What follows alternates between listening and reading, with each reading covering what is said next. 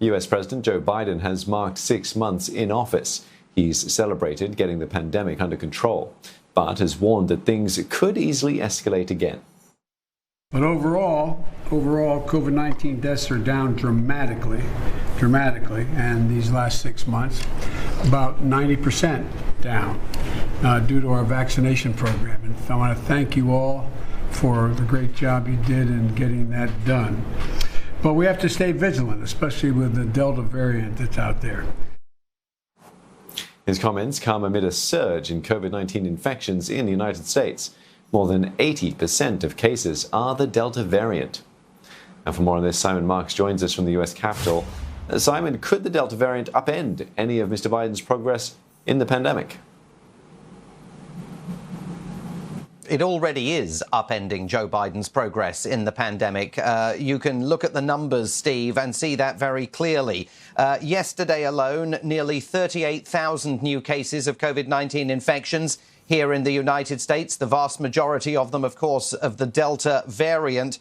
That is a 195% increase over 2 weeks ago. And the fatality rate is also now rising. Over 2 weeks ago, it is 42% higher than it was. 249 Americans lost their lives to COVID-19 yesterday. So in every week now, once again, the country is losing as many people as lives were lost as a result of the attacks by al-Qaeda on America.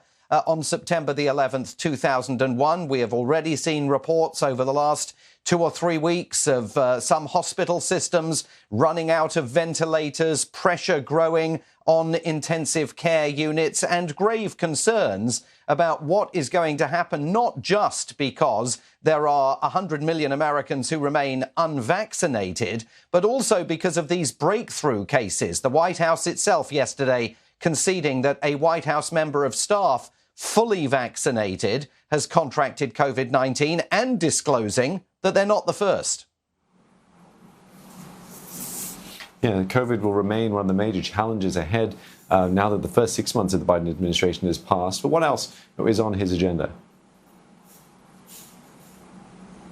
Well, he's obviously got an absolutely massive agenda, particularly when it comes to international affairs. And China is going to remain on the top of Joe Biden's inbox. Remember, he's done very little to change any of the formal policies towards Beijing that were put into place by his predecessor, saying that he wanted to engage in an extensive policy review. As we head into the second 6 months, we expect to see some of the outcomes arising from that policy review and a continuing commitment by the president more broadly to build a coalition of liberal democracies to win what he calls the battle for primacy in the 21st century against autocracies, including China, but also, of course, Russia. There is also the issue of climate change, which Joe Biden has accentuated like no other occupant of the Oval Office over the last 6 months. It is something that he feels passionate about. Every government department now prioritizing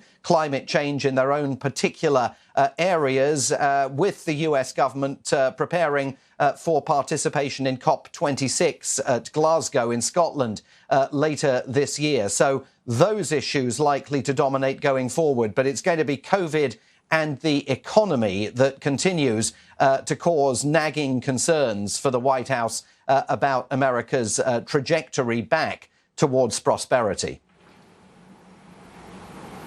Yeah, many thanks for that. Simon Marks speaking to us from Washington, D.C.